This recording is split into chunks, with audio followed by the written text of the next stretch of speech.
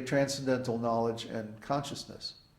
So basically, Vamana, as a Brahmin, was asking Bali Maharaj, please give me a place to meditate. But Shukracharya could see that, uh-oh, this is Vishnu. And Vishnu is always the enemy of the demigod, of the demons. So Shukracharya became very apprehensive, and he told Bali Maharaj, don't do it. Don't give him anything. He's going to cheat you. He's going to trick you. Watch out. So Bali Maharaj, at this point, although he was a demon, he was very intelligent. And he's, oh, this is Vishnu. So then I have to give. I have to give him. Even though he's going to cheat me, even though he's going to take everything, I don't care. It's all right. So he said, okay, you take 3 steps of land. That's fine. So Vamana Dev took 1 step all the way down to the bottom of the universe, Patala Loka. Then he took his 2nd step all the way to the top of the universe, and in fact, he poked his toe through the covering of the universe, and that the water from the Karana ocean came through that hole, and that becomes the Ganges. That water became the Ganges. So then he said to Bali Maharaj, well, where am I going to put my 3rd step? I already stepped from the lowest to the highest part of the universe. So where am I going to put my 3rd step? So Bali Maharaj, being very intelligent, he bowed down before Vamana and he said, my Lord, please put your 3rd step on my head. So it's a wonderful story. It shows the mood of pure devotion to the Lord. So in that way, Bali surrendered everything. And of course, Vamana took the universe and then he gave it in charity to Lord Indra, his brother. And Bali Maharaj was kicked out. But then Bali went to the spiritual world, so he attained the highest objective. Even against his own spiritual master. Why? Because his spiritual master was telling him, no, don't worship Vishnu, don't sacrifice everything to Vishnu. He's going to cheat you. So Bali Maharaj gave up his spiritual master, Shukracharya, and he accepted Vamana Dev instead. So we should be like that. This is a lesson. This is a wonderful example of how to perform devotional service. Even if somebody is telling us, no, these devotees, they're no good, they're going to cheat you, they're going to make you, bow down and pray to God and all this terrible stuff. Our philosophy is completely the opposite. We say, don't enjoy material life. Don't waste your time. Because when you get done enjoying material life, all the when the party's over, it's like it never happened. It's gone in time, in the past, and you can never recapture it again. So it's like it never even happened. Poof, it's gone. So why should we spend our valuable time and energy in material enjoyment when, as soon as it's over, then we want it again? That's not very satisfying. But spiritual life isn't like that. Krishna says that there's no loss or diminution in this process. In other words, once you perform one aspect of spiritual life, that result is eternal. You never lose that. And that's been my experience also. Since I had my Krishna Darshan on Kauai, I have never lost that consciousness of the spiritual world. It's become internalized. And no matter what I do, it doesn't go away. Oh no. Yeah, how terrible, huh? So, my experience is like that whenever we attain something in spiritual life, that becomes a permanent asset, even from one life to the next. We see this in astrology too, that when you do someone's chart, it's very easy to see how much good spiritual practices that they have done in a previous life, because they bring those results with them into the present life.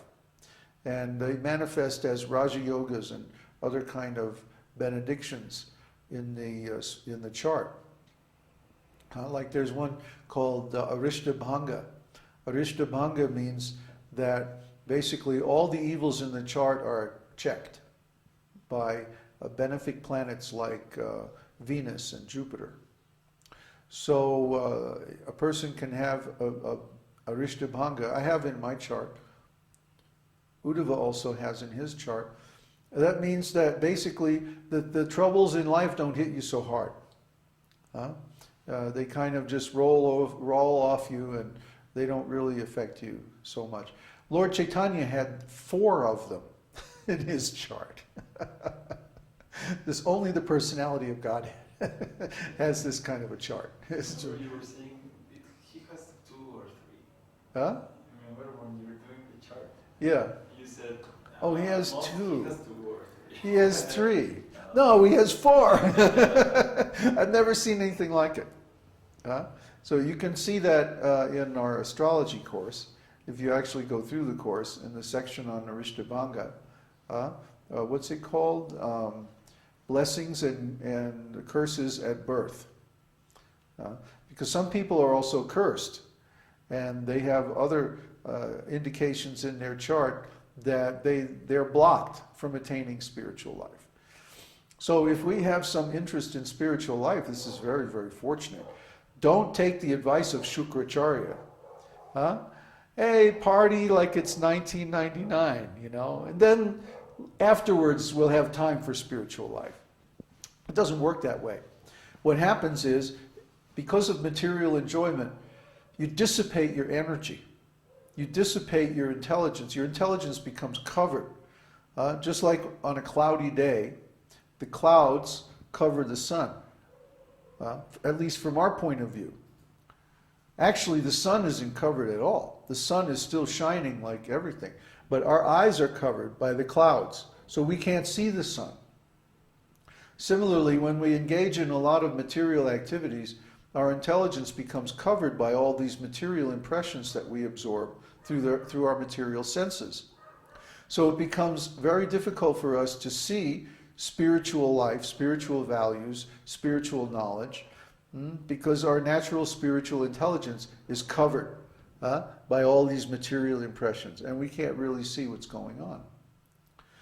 So a person who wastes their whole life in material activities, when they get to the end of their life, they can't perform spiritual activities. Their intelligence is blocked. There's a nice story about that. One day there was a king, and he was having a discussion with his spiritual master. And he was saying, well, I'm the king, so now I'll enjoy like everything. And then when I get old, I'll do spiritual activities and attain enlightenment. And his spiritual master was saying, no, that doesn't work. And he goes, what do you mean? Prove it to me. So the spiritual master said, okay, give me a couple of days and I'll set something up and prove it. So the spiritual master went out and he found this old man who was almost dying. And he said, the king likes you very much. He wants you to come to the palace and we'll give you all facility to pass away in a very nice atmosphere and everything. So the guy said, okay. So he brought the dying man to the palace. Then he brought the king and he said, also bring your daughter, the princess. We'll come in one door and have her come in the other door. And watch this. So they go in the room of the dying man. He's on his deathbed. He's dying. And the spiritual master says, here is the king. And so the guy is looking at the king. And then the daughter comes in the other door. Very beautiful woman. Right? And so immediately the guy goes, boing. And looks at the girl. He's on his deathbed. The king is right there in the room. And what does he do? He looks at the girl. So the spiritual master explained the purport. He says he still desires material sense gratification. He's still caught up in material consciousness. Here he is on his deathbed. The king is personally visiting him, and he's looking at the girl. Just see. So that's the point of the saying that they have in India.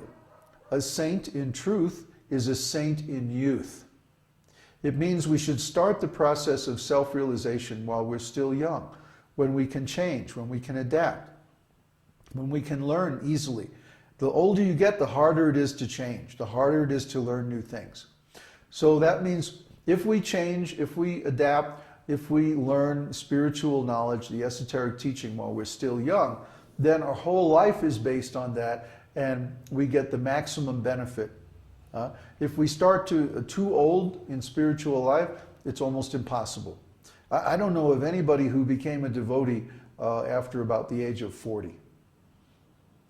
After that, they're pretty much set in their ways. They're not going to engage in spiritual life because they don't know how to perform austerities. Austerities mean that we voluntarily give up some material pleasure to perform some spiritual